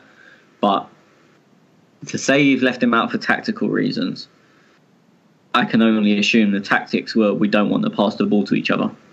Even if you don't start him, surely the most biased in terms of they hate Ozil can't tell me they wouldn't prefer Ozil on the bench to Willock. And when Eddie's coming on, you wouldn't prefer it to be Ozil coming on. It's obvious. But and I think that's what shits me with him, though. And going back into when last time Schwinn joined us, remember they said he was injured, and even Schwinn said, it was something to do with a back or something. His back was out. Back spasms. It's always his fucking back spasms. Like, it just seems like an excuse to me. Well, as I said, but then they changed it to tactical reasons. If it's always back spasms, it might be that he has a bad back. It could be genuine. But as I said, personally, I think Emery's just picked the battle with the wrong person, not because it's Ozil, but because no one else does for us what he does. So if you're not playing him, we struggle to create chances when he's not playing. It's as clear as day. Yeah. So it's very difficult to pick a battle with that man when he's the one that creates all your chances. And we 9 times out of 10 look very flat when he's not playing. I mean, as I said, he hadn't played since the Wolves game either. The same as we were saying about Lacazette. And in them games since, apart from Tottenham in the league where we were sensational, we've struggled to create chances in all of them. Yeah, but keep in mind, Granite's been, and I don't want to be singing. Oh yeah, that definitely plays a role. Definitely plays a role. But you look at Bournemouth, we didn't really create anything 1-2-1 with an own goal and one bit of skill, but we didn't really make too many chances. United, arguably, we created quite a lot. That was when Xhaka was suspended. But Southampton, we didn't create a thing really, apart from the first goal. But it's not like we were creating chances. So I think with Emery, I think he's trying to show Ozil who's boss to try and get the best out of him. I don't think I don't believe the story to say he wants to get rid of him or not. I think he's trying to find the way to get the best out of Ozil. I just think he's gone about it in the wrong way, because what he's doing is hurting the team to try and prove a point. Yeah, but I think you have to do that. You can't. We've always said not one player is bigger than the club. So you've got to. And there's been games where he's hooked him. He's hooked him at the 60th minute and stuff, and Ozil's got the shits as he's walking off. You can tell. So yeah, but that's what. Yeah, but if I agree with what you're saying, But you can't do that if it's negative to the team. That's massaging your own ego. That's like saying, to pull it into a stupid analogy, you created this podcast. If the views are 1,000,000 times better with Schwinn on there, but you don't like him, you're only hurting yourself if you stop him coming on. Yeah, I've thought about that, you know. And it's kind of like Emery's trying to prove the point that no one man is bigger than the team, and it's the correct point, but he's hurting our team massively in the process. Mm. Yeah, I see that. I get your point. Yeah. So we've got to keep Schwinn. Fuck. Yeah. Or, I mean, look, to make it something bigger than this, you could say Arsenal Fan TV if Robbie hates one of the guys, but say Robbie hates DT, but DT gets the most views, he's going to keep him on there for obvious reasons. So, and I think Emery's trying to show him who's boss, but it's probably the one player he can't really do it with because we're just so flat without him. Unless he finds a way to play without him. Well, that's, I was just going to lead in my next. I was going to lead in my next question from David. He says, "Do you guys think yesterday's formation gets the best out of Ozil, or is it a matter of the player turning up in whichever formation Emery uses?" I don't know if yesterday got the best out of him. I said I don't think he played well. I think a 4-2-3-1 is what suits him best because it allows him to come deep and dictate the tempo if he needs to. He can be on the edge of the box. He can drift. But we don't have the players to play that. But he's got to be... Look, I think Ozil's got to get the ball too. And I'm going to sound like I'm fucking singing the granite drum here, but I'm really not. For me, Gwen, and nothing against Guendouzi, and obviously El Neni as well, but I don't think Ozil was getting the balls that he would get off Granit. Maybe not. I mean, you could see everything still was hinged around him. Like, I mean, for that first goal, the ball is the crazy, like, good ball is what we talk about. But in that move, he had the ball. I think he had the ball 5 times in one move. Mm. So you can see everything still goes through him. It's not all about getting the ball straight from the back. But I agree, Granit plays the ball forward better than others, and probably Torreira is the second best there. And you got to remember he was missing yesterday as well. Yeah, the lost part. Mm. Yeah. Yeah. Interesting. Let's look. Just pan this out to this Ozil next couple of weeks. We'll see what happens. I agree. I think he's. I don't think he's going anywhere. It's as we were talking about before. It's probably, as you said, maybe just Emery just going the wrong way about getting the best out of him. Yeah, as I said, it's a personal opinion, and I know a lot of people don't agree with that, and that's fine. Mm. But I said it. Look, I've said it at Chelsea when he subbed him. I said it at Palace when he subbed him. So it's not me changing my mind on things. I think, as you said, he's hooked him at times when it's a bit. For me, they've been the wrong times, and I'm not saying Ozil deserves to stay on at all times, but you've got to look at the game situation. Over the last probably 2, and I don't want to make this about pick on Ozil, but over the last 2 or 3 seasons, would you think? How long has he been with us for? This is 5 years. 5 years. His first or second season, where he was just the amount of assists he had, and I know it was a completely different team and whatnot, but then it become Ozil's gone missing, and look, okay, the media play it, and we all take the piss on Schwinn about it, well, I do, but then Schwinn will give you some stats that'll say, well, look, you know, this is fucking, he's got these assists, he's created this many chances and that. Do you think that his form has dropped since them days? I mean, he had that one season where he was sensational when we came second and Leicester won the league. I think the problem with him is it depends on everyone else, because he creates chances, and if someone scores them, you go, like, yeah, he's got X amount of assists. It's like, if you look at that Leicester season, I think he had 16 assists by February. Yeah. And then Giroud stopped scoring, didn't score for 12 games, I think it was. And Ozil ends the season with 18 assists. It shows that Ozil's job is so reliant on other people that it's very hard to judge him like that. And because with all the I think he's our leading chance creator this season, and if more of them have been put away, it's like, I think he's only got 2 or 3 assists this season. And I'm not saying he's been brilliant, but it's like in 2 weeks, no one will remember that pass for the first goal. And he doesn't get an assist for it. It's not an assist. But that's where numbers are never going to help you. Yeah. And people, when they look back, so if someone in 3 weeks is trying to convince you Ozil shit, they'll go, yeah, he got, like, do you know what I mean? That doesn't factor in because it's not on the number. When you goals and assists, that's not there. Well, the reason for my question, and was what I was going to say next, what has changed since then? Obviously, I know we've got a lot of new players, but do you remember that team back then? Like, what was it that... Santi Cazorla. Yeah, okay. Yeah, good shit. He took players away. Like, the thing is with Xhaka, as good as his passing forward is, no one's scared of him. So what happened with Santi is teams would put a player on him to try and stop him, which would give Ozil space, or vice versa.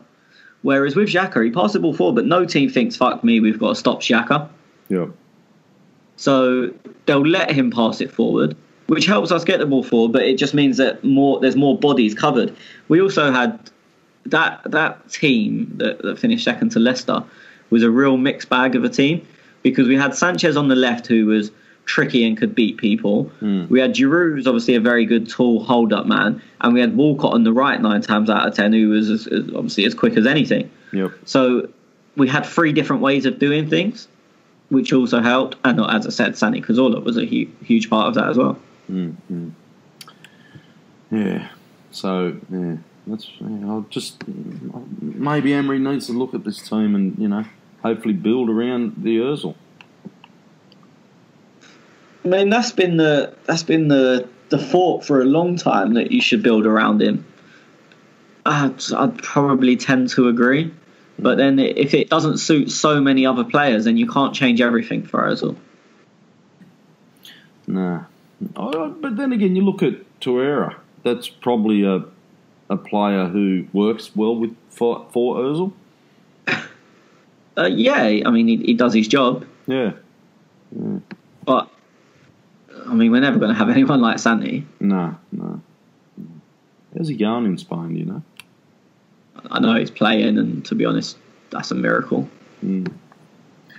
Okay, Sid D says, I know we are not a full strength defensively, but do we need to be so pragmatic at home? At no point it felt like we were not controlling the match and trying to hoof and play on counter-attack to Burnley. We seem to go with conservative approach against smaller teams. Thoughts? I disagree, because I don't think we had full control when we changed to a back 5. I partly agree, because I do think Emery's too pragmatic at times, and I've said that because he plays like 3 holding midfielders.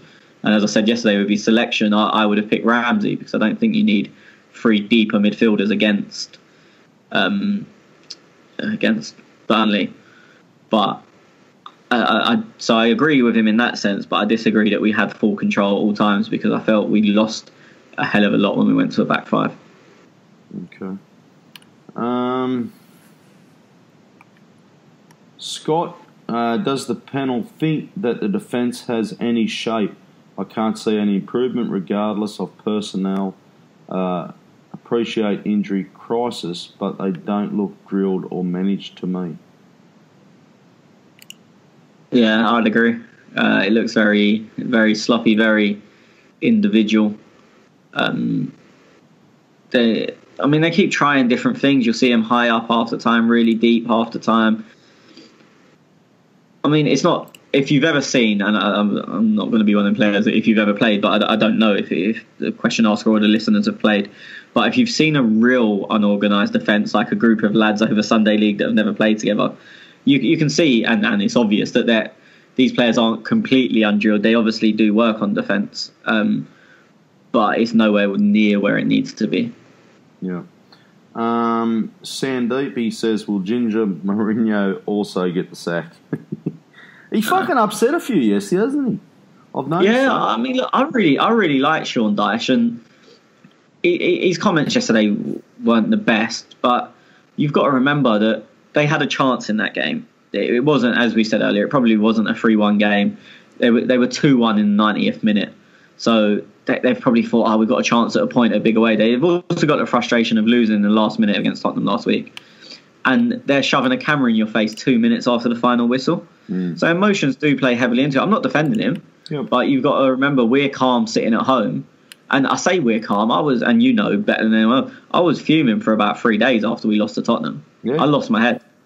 So imagine someone had shoved a camera in your face 10 seconds after the final whistle or whatever it is. I mean, I like Dyche, and he has pissed a lot of people off, but I think he'll probably win them back. Yeah. And to be honest, had they been playing Tottenham and he'd said that, I'm not saying we would completely agree with him, but we wouldn't be pissed off with it. We'd kind of see where he's coming from. Mm-hmm. Oh, look, and looking at it the other side, like, he upset a few people, but he's good for Burnley. Like, I don't think Burnley could get a better manager. So I don't think you get the sack. I couldn't imagine so anyway. Fuck, that'd be mad. But then we're so mad at things, haven't we?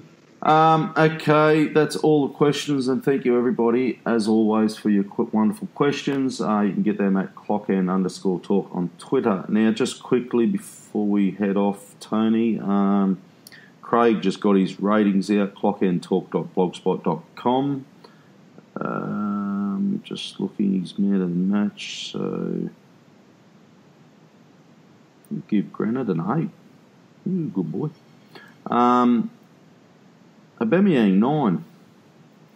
He's gone for Aubameyang a 9. Lacazette an 8. Ozil 8.5. I'm just looking. Kolasinac, I can't see it there. I don't know if I can see that. Guendouzi, 9.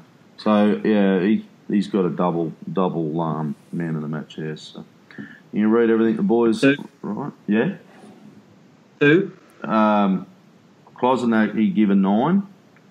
Yeah. And Aubameyang a 9. Okay. So he's gone a double 9 on both of them. So you can read that at clockendtalk.blogspot.com. Brighton coming up on the 27th for me. 26th for the rest of the world. 26th for you. So thoughts there? Tough game. Lewis Dunk got sent off yesterday, which is huge for them. I really rate Lewis Dunk. He's pretty much an ever-present centre-back for me. I think he's a very good player, but he's out. They rested Glenn Murray yesterday, who's their top scorer, so you'd imagine he'll come back in. It's never an easy place to go. Hopefully we've got enough to win. I think we should do, especially with Dunk out, but I don't think it'll be easy. Okay. I'm going to go a prediction of... I'm not even going to try a lineup formation. I've got no idea what Emery does anymore, which is good. I like that because they won't know what fucking Emery's going to do. But whatever he does, I'd like to think. Let's say 2-0 Arsenal. That's just being conservative because I don't know whether it's Aubameyang, Lacazette or Wavy. Who knows? Yeah, well, my always prediction of 2-1 should have been right yesterday because it was 2-1 going into the 90th minute and Iwobi's offside, so I'm taking that as a win, which is what you would do. See, I told you, I'm always right. I actually on the last podcast I said 3-1. You probably did. Everybody, look, that's about us, eh? We'll be back after the Brighton game and we'll also preview Liverpool game. Hopefully a little mate pops in for a chat with us, Tony. Schwinn. Yeah, fucking chance to be a fine thing. Everybody who's listening, thank you for downloading. Thank you for your wonderful support this year, and I hope everybody has a Merry Christmas and drink as much grog as you can and get absolutely fucking smashed, because I will be. So, yeah, happy days. And you too, mate. You enjoy. Yeah, happy Christmas, and I'll speak to you before the New Year, so I won't wish you a Happy New Year. Yep, will do. And thank you again. Goodbye. Bye. Fuck Schwinn. Cunt.